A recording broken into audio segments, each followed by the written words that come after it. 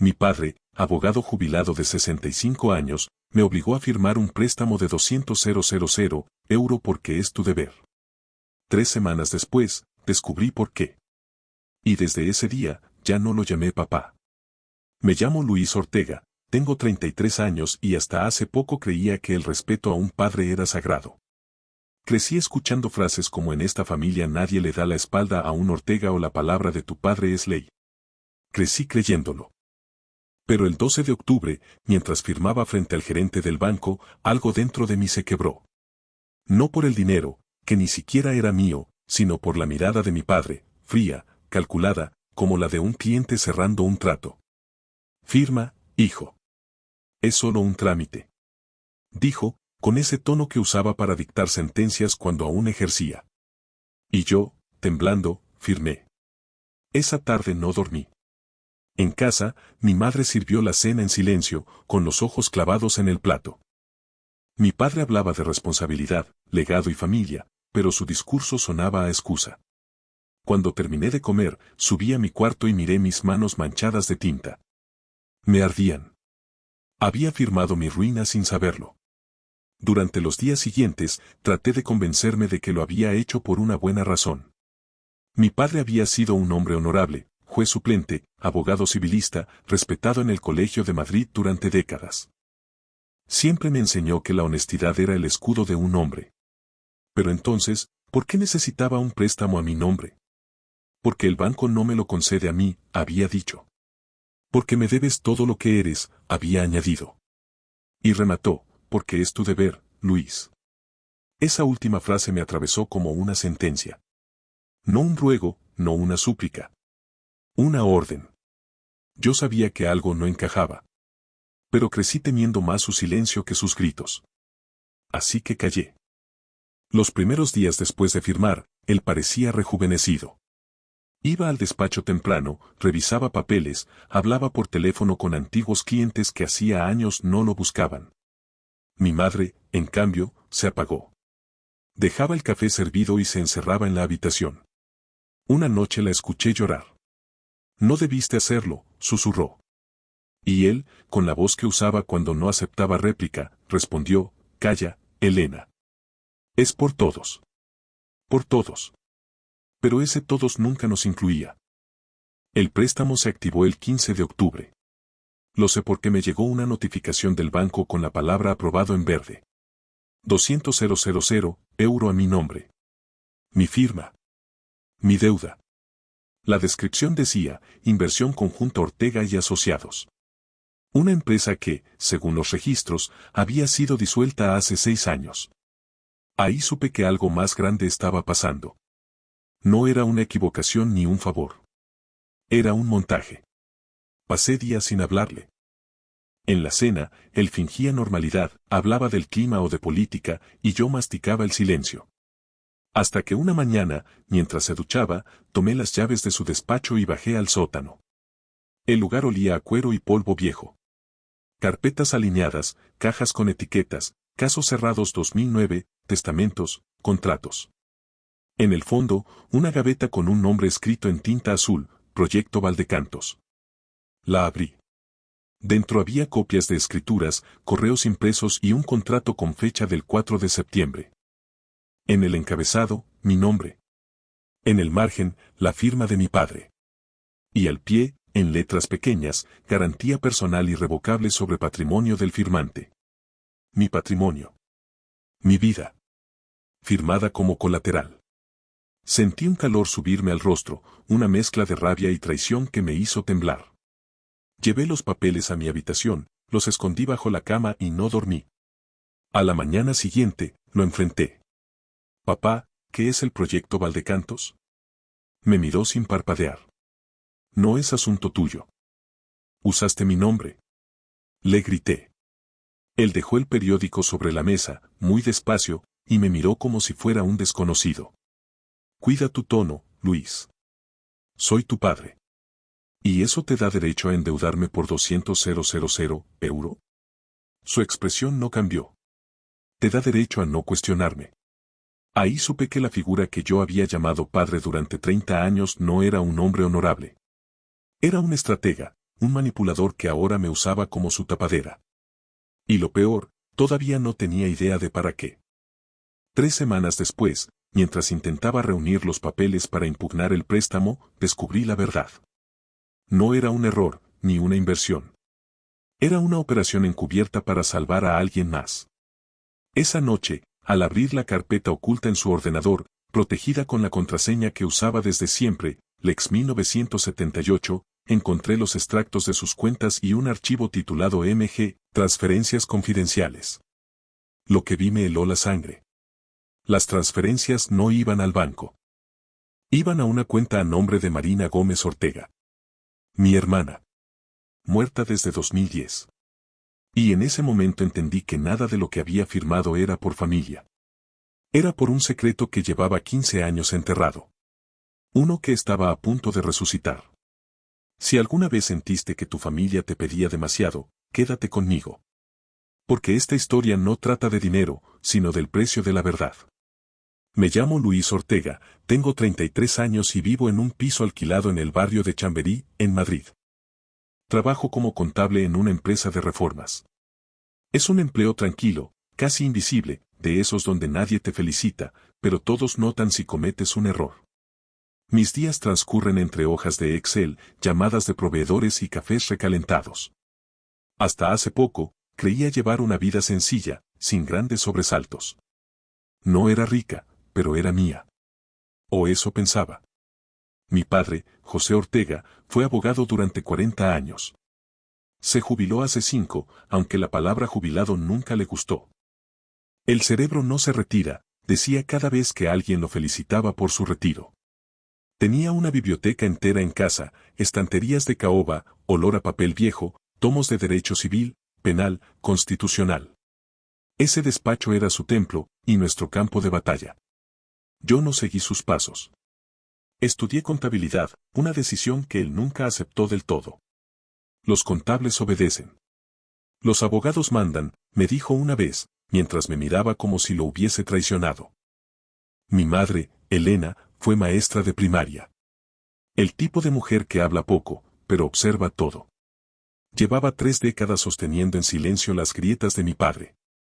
Si algo he heredado de ella, es la costumbre de callar hasta que la verdad se vuelve insoportable.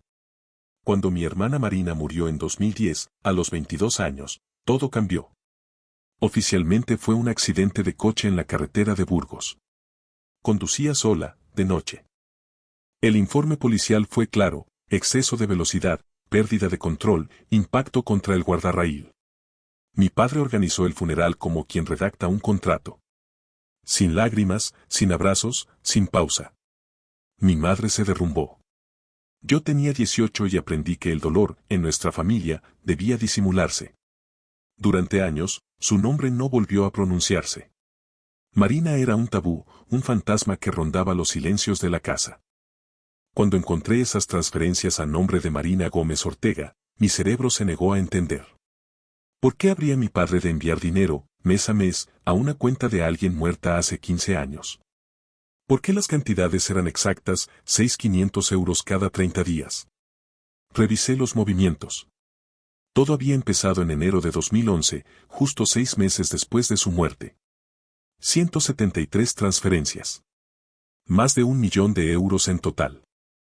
El archivo llevaba otro documento adjunto, contrato de manutención privada, confidencial. Al abrirlo, leí algo que me hizo sudar frío. Se acuerda la compensación mensual acordada por tutela y silencio, a nombre de MGO, conforme a las condiciones pactadas el 12 de diciembre de 2010. Silencio. Tutela. Palabras que solo usan los abogados cuando quieren enterrar una verdad. Esa noche no dormí. Di vueltas en la cama, repasando recuerdos antiguos. La noche del accidente, el coche, los murmullos entre familiares. Recordé haber escuchado a mi madre llorando en el baño, decir entre sollozos: no le digas a Luis, por favor. Y recordé algo más: un hombre en el velorio, de traje oscuro, desconocido, que se acercó a mi padre y le susurró algo al oído. José Ortega asintió y le dio un sobre. Hasta ese momento, no lo había conectado. Pero ahora todo encajaba como un rompecabezas que alguien había tratado de esconder bajo alfombra. Durante días, fingí normalidad.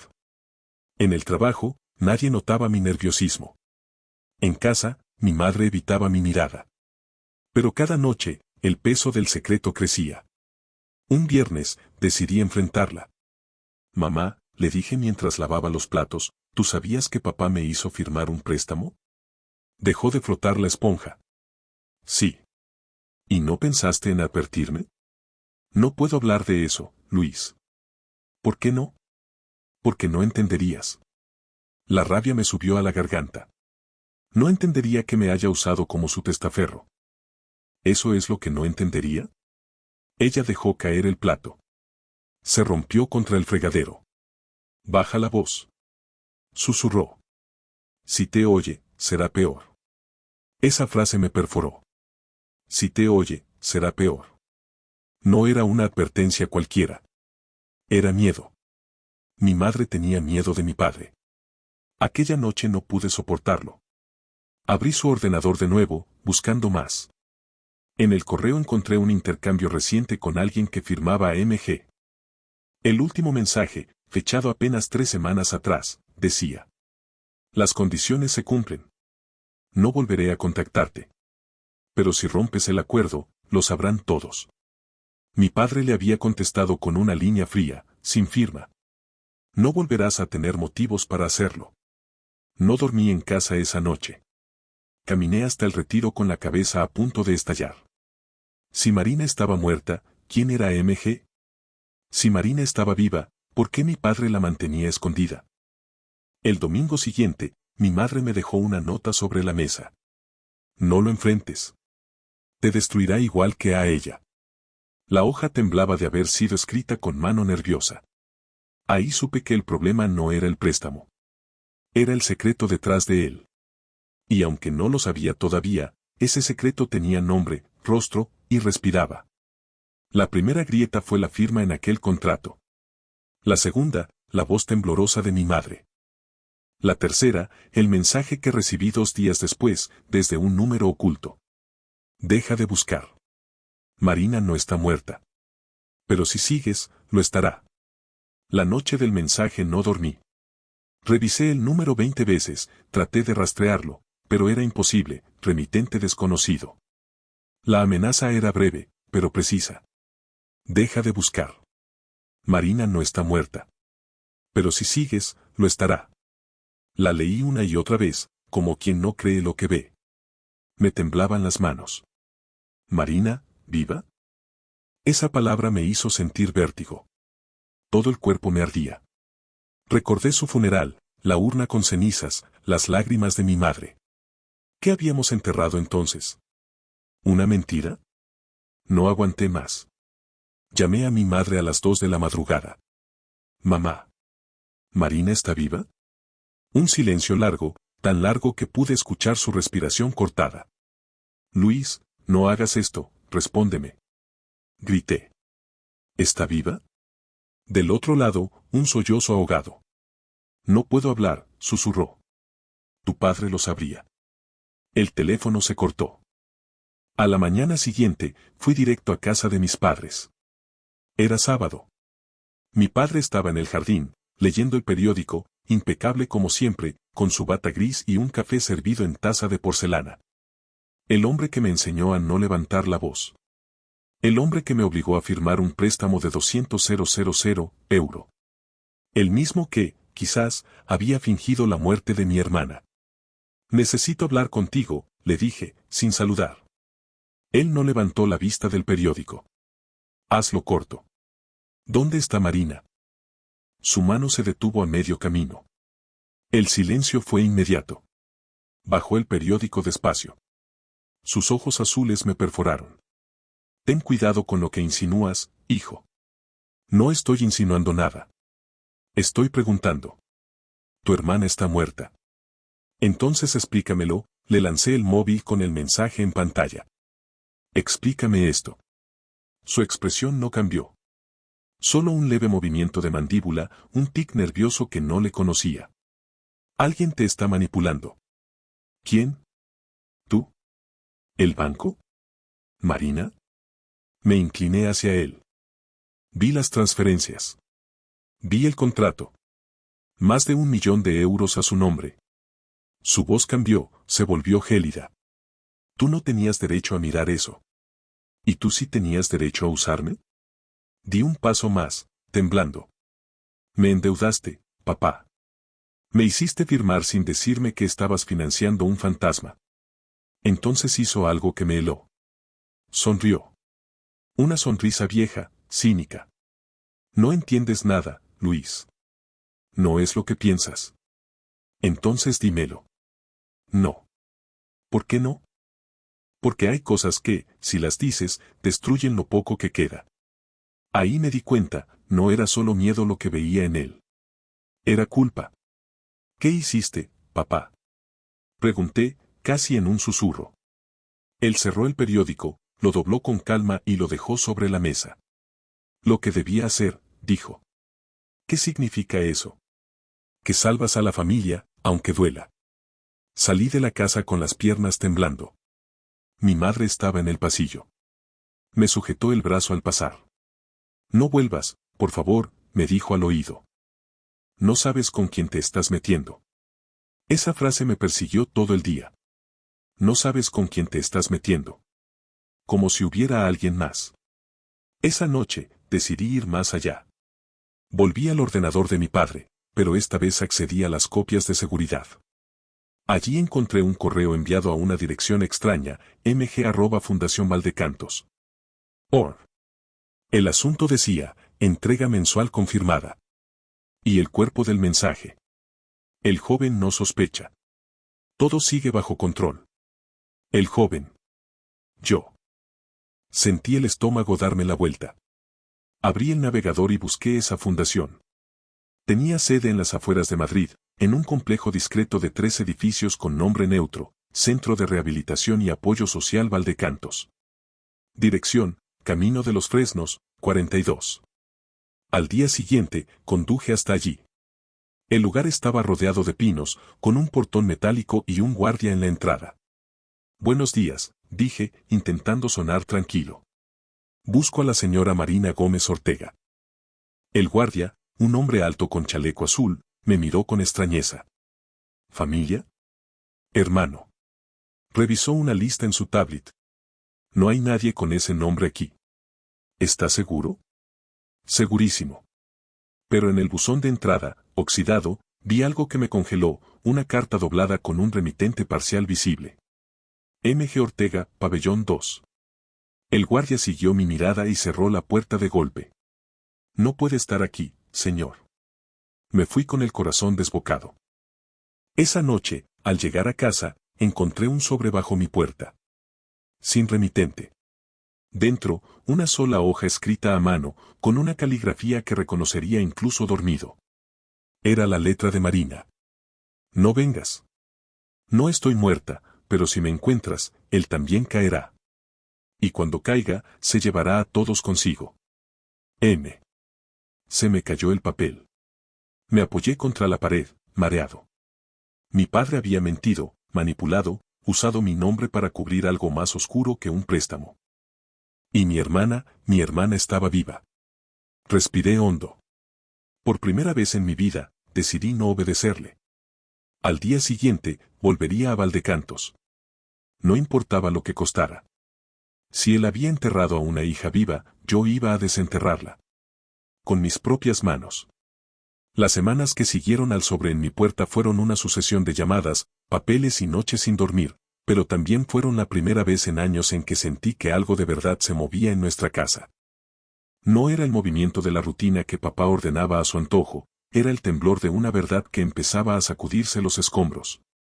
Lo primero fue lo práctico. Guardé todas las pruebas en una carpeta, las transferencias impresas, los correos del despacho, la captura del mensaje amenazante, la copia del préstamo donde mi firma aparecía como garantía personal, la nota de Marina y la ficha de Valdecantos con la dirección en Camino de los Fresnos, 42. A las 9 del lunes siguiente llamé a una antigua compañera de la universidad, Irene, que ahora trabaja como abogada en Derecho Civil. No la llamé por casualidad, sabía que ella no se impresionaba con títulos ni con nombres y que además creía más en pruebas que en palabras. Luis, esto huele a dos cosas, me dijo al segundo vistazo de los papeles, manejo de fondos confidenciales y posible ocultación de identidad. Y si tu padre ha usado tu nombre como garantía, hay vías para impugnarlo por coacción o dolo. Pero necesitas que la Guardia Civil vea esto cuanto antes. No esperé. Al mediodía fui a la comisaría de mi barrio con Irene. Contamos lo ocurrido, las transferencias, el contrato confidencial, el préstamo a mi nombre y entregamos la carpeta. El agente que nos atendió tomó notas con una calma que me ayudó a respirar por primera vez en días. Hicieron un informe preliminar y dijeron lo que esperaba oír, abrirían diligencias para verificar movimientos, hablarían con el banco y, si había indicios de delito, malversación, administración desleal, falsedad documental, o incluso detenciones por amenazas, pondrían todo en manos del juzgado. La noticia corrió como aceite y, por primera vez, mi madre no se escondió. Aquella tarde, al llegar a casa, Elena me esperaba en el salón con la ropa todavía húmeda del tendedero, los ojos enrojecidos pero la mirada más serena de lo que la recordaba. Fuiste valiente, me dijo sin preámbulos. Tenía miedo de decirlo. Tenía miedo de que lo destruyera todo. Lo que me contó después fue un puzzle de vergüenza y culpa que explicaba por qué nadie en la familia se atrevió a hablar. Marina no había muerto en el accidente de 2010, había sido sacada del coche, herida, y trasladada en secreto a una clínica privada fuera de Madrid. Mi padre pactó con alguien, un tercero que mi madre no nombró por miedo, que la mantuviera en anonimato. A cambio, ese tercero exigía una manutención mensual, la cifra exacta que yo había visto, y condiciones de silencio que incluían amenazas si alguien intentaba romper el pacto. Mi madre lo firmó con la esperanza de proteger a su hija. Se lo creyó. Vivieron en una jaula. La Guardia Civil tardó 2 semanas en confirmar lo que ya intuíamos, las transferencias existían, las cuentas receptoras estaban activas y vinculadas a identidades usadas por terceros con domicilios administrativos. Empezaron las citaciones. Papeles, sellos, comparecencias. Mi padre fue citado a declarar. Cuando llegó el día, la casa olía a café frío y a ansiedad. Él se fue sin mirarme a los ojos. La comparecencia fue mucho peor de lo que imaginaba. No hubo gritos ni escena, hubo documentos, números y un fiscal que desgranó operaciones como quien abre una alcachofa. Mi padre, el hombre que durante 4 décadas comprobó firmas ajenas con una precisión casi obsesiva, mantuvo la boca cerrada. Sus explicaciones se enredaban, negó conocer a la persona detrás de MG, dijo que las transferencias eran pagos por tutela y que él actuaba en interés de la familia. Esos términos sonaron huecos frente a la evidencia. Mientras todo esto pasaba, la vida de Valdecanto seguía su curso silencioso. La investigación local confirmó que en el pabellón 2 había una mujer registrada con otro nombre, atendida por un programa terapéutico con un grado de privacidad extremo. Tras interlocuciones legales, la dirección accedió a una visita supervisada por la policía y un equipo sanitario. Por primera vez en 15 años, vi a Marina. Entró en la sala con la mirada de alguien que ha vivido mucho tiempo en penumbra, delgada, con el pelo recogido, y los mismos ojos de niña que yo recordaba, solo que ahora llenos de cautela. No hubo abrazo. No había sido una reunión de película. Hubo reconocimiento y destellos de dolor. Ella me miró, y en su mirada hubo algo que me atravesó más que cualquier declaración, alivio. Dijo pocas palabras. Llevo años esperando que alguien venga. Su voz era una madeja de miedo y alivio. La acompañaron psicólogos y una abogada de oficio. En esos días, Marina empezó un proceso de recuperación lento, entrevistas, evaluaciones, protección. La Guardia Civil ofreció medidas cautelares porque las amenazas que me llegaron, aunque veladas, no podían tomarse a la ligera. La casa se rompió. No hubo escena grandilocuente de confrontación, no fue una batalla de gritos, sino una fractura silenciosa, días en que no comíamos juntos, llamadas sin contestar, vecinos murmurando. Papá empezó a quedarse más solo en el estudio, dejó de ir a sus cafés de jubilado y las visitas de antiguos colegas se hicieron raras. El colegio de abogados recibió la notificación. No conozco los detalles de sus procedimientos, pero su condición de retirado no le protegía del escrutinio disciplinario si había manipulado fondos o tomado decisiones que vulneraban la ley. Sus colegas lo miraban con distancia, la reputación, cuando cae, cae rápido. En lo personal, Las consecuencias me golpearon de frente, el préstamo seguía a mi nombre y, aunque había presentado denuncia por coacción y alegué que firmé bajo intimidación, mi score bancario quedó afectado. Algunas entidades me negaron créditos y la cuota mensual del préstamo era una espada sobre mi sueldo. Irene me explicó que la vía civil para anular el contrato por coacción podía tardar meses, mientras había que negociar con el banco. Presentamos una medida cautelar para que no ejecutaran la garantía y, sorprendentemente, el banco accedió a congelar los pagos hasta que la investigación judicial avanzara. No fue un triunfo rotundo, pero sí un respiro. Mi madre, que durante años fue sombra, se volvió pieza clave en la transición. Empezamos a hablar, a veces a gritos, a veces en silencio, sobre decisiones que ella tomó movida por miedo. No hubo perdón inmediato, muchas cosas no se perdonan en una tarde. Pero hubo entendimiento, ella no había protegido a mi padre sino a nuestra hermana y había creído que la mentira era un escudo. Hoy comprende que ese escudo era una cárcel para todos. Mi padre, cuando las cosas se hicieron irreversibles, perdió la altura que tenía en mi mirada. Pasó de respetado a sospechoso en semanas. Verlo sentado en la sala, solo, con el periódico sin leer y la taza de café intacta, fue una humillación que ni las palabras justifican. No hubo paliza moral por mi parte, hubo una distancia que antes no existía. Le hablé 2 veces desde que todo salió a la luz. En la primera conversación me pidió comprensión. En la segunda, un silencio eterno. El proceso legal sigue su curso. La Fiscalía investiga posible ocultación de identidad, administración desleal y coacción. Marina, bajo protección, decidió colaborar para esclarecer su historia cuando vio que había quienes estaban dispuestos a ayudarla y no a juzgarla. Mi madre declaró, su relato fue la llave que abrió algunas puertas. Yo declaré, entregué las pruebas y dejé que la justicia siguiera su cauce. Lo que aprendí en estas semanas, y que me persigue cada noche, es que la verdad no siempre libera de inmediato. A veces corta, rasga y deja heridas expuestas. Pero también, por primera vez en años, sentimos el alivio de poder nombrar a la persona que nos hizo daño. No hablo de venganza, hablo de reconocimiento. Marina existe. Mi deuda no fue un acto de familia sino un instrumento de ocultación. Mi padre ya no es intocable. Hoy la casa tiene habitaciones cerradas, conversaciones medidas y miradas que se evitan. Hay abogados, hay agentes, hay psicólogos, y también hay medicación para noches de insomnio. Hay, sobre todo, una sensación, todavía frágil, de que lo que se rompió puede recomponerse con verdad y consecuencias. Y eso, por ahora, es todo lo que pedí aquella noche en el retiro, que la verdad dejara de ser una cosa silenciosa para convertirse en una pieza pública que, aunque duela, permita decidir qué hacer con las piezas rotas. Han pasado 9 meses desde la denuncia. 9 meses desde que mi padre me obligó a firmar aquel préstamo por deber. Desde entonces, cada día se ha sentido como una larga audiencia donde la vida entera rinde cuentas. A veces pienso que todo empezó en una mesa de mármol, la suya, con una simple firma, y que todo terminó en otra, la de un juez, con otra firma, la mía, declarando bajo juramento que había perdonado, pero no olvidado. El caso Ortega vs Ortega se volvió una especie de fábula doméstica en los tribunales civiles de Madrid. Un abogado jubilado que falsificó documentación para mantener oculta la identidad de su hija, un hijo convertido en garante involuntario y una esposa que firmó el silencio como quien firma un contrato de miedo. La justicia, a veces lenta, a veces ciega, esta vez avanzó con precisión quirúrgica. Los peritos demostraron que mi firma en la primera página del préstamo fue añadida a un documento distinto al que firmé, y que mi padre, valiéndose de su conocimiento legal, había manipulado la fecha y modificado cláusulas de aval.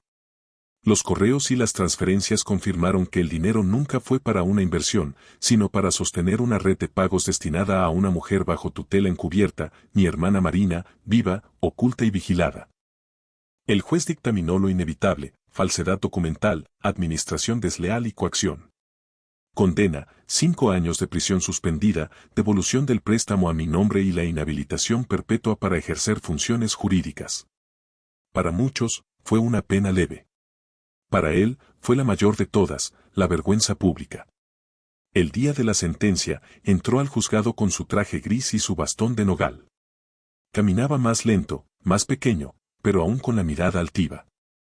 Cuando el juez leyó la resolución, no se defendió. Solo giró la cabeza hacia mí y susurró algo que no olvidaré nunca: te salvé de algo peor. No sé si fue una advertencia o una confesión. Tal vez ambas. Marina, por su parte, sigue bajo un programa de protección y acompañamiento. La Fundación Valdecantos dejó de ser un lugar de sombras para convertirse en su refugio temporal. Está recibiendo terapia y, aunque todavía se muestra frágil, me manda mensajes cortos cada semana. El primero que me envió decía: gracias por no dejarme enterrada 2 veces. Esa frase bastó para dar sentido a todo. Mi madre volvió a dar clases. Dice que no puede soportar más silencio. Cuando la visito, tiene el comedor lleno de libros y tazas de té. A veces me pregunta si creo que José se arrepiente. Yo nunca sé qué responder. La culpa no se mide en años de cárcel, sino en las horas que uno pasa sin poder mirarse al espejo. Yo, por mi parte, sigo trabajando en la empresa de reformas, aunque algo en mí cambió para siempre. La contabilidad ya no es solo números, es memoria. Cada cifra tiene una historia detrás, y cada firma puede ser un acto de fe o una traición. He aprendido a leer los contratos como quien lee una confesión. El préstamo fue anulado oficialmente. El banco retiró la deuda y borró mi nombre del registro. A veces miro el documento de exoneración y me parece un certificado de libertad. No por el dinero, sino por lo que representa: la primera vez que mi vida no depende de la voluntad de otro. El apellido Ortega se ha convertido en un eco incómodo. En el barrio, algunos todavía lo pronuncian con respeto, otros, con lástima. Yo ya no lo corrijo. No puedo borrar la sangre, pero puedo decidir qué hacer con ella. Cuando me piden que describa a mi padre, digo lo que aprendí en estos meses: era un hombre que confundió el deber con el control. A veces, en las noches tranquilas, pienso en la frase que él repetía cuando yo era niño: en esta familia nadie le da la espalda a un Ortega. Hoy la entiendo distinto. Darle la espalda no fue traición. Fue sobrevivir. La última vez que lo vi fue hace un mes, en el geriátrico donde cumple su pena con régimen domiciliario. Fui por impulso, no por perdón. Estaba sentado frente a la ventana, sin el bastón, más delgado, con la mirada perdida. Me reconoció al segundo. ¿Viniste a verme caer?, preguntó. No. Vine a decirte que ya no me debes nada. Se rió, esa risa vieja que antes me asustaba. Yo nunca te debí nada. Tal vez no. Pero ahora, por fin, yo tampoco te debo a ti. Me levanté y lo dejé allí, frente al vidrio, mirando su reflejo en la ventana. No sé si lloró. Tampoco me importó. Salí al aire libre, respiré hondo y supe que, por primera vez en años, podía hacerlo sin miedo. Marina me escribió esa misma noche: estoy aprendiendo a vivir sin esconderme. Ojalá tú también. Le respondí con una sola palabra: sí. Porque eso era lo que habíamos hecho los tres durante toda una vida: escondernos. De la verdad, del que dirán, de nosotros mismos. Ahora ya no. Hoy entiendo que la justicia no siempre castiga. A veces solo pone las cosas en su lugar. Mi padre perdió su poder, mi madre recuperó su voz, y mi hermana, su existencia. Yo gané algo más valioso: el derecho a no repetir su historia. Cuando miro el documento con la sentencia firme, pienso que cada línea es un recordatorio de que incluso los abogados pueden olvidar lo más básico: que la ley no se escribe solo en papel, sino en la conciencia. Cierro esta historia con una frase que nunca podré decirle a él sin temblar, pero que hoy necesito pronunciar para poder seguir adelante. Ya no te odio, papá. Pero tampoco te temo. Y eso, en mi vida, equivale a justicia. Suscríbete al canal para recibir cada día nuevas historias de Reddit antes que nadie.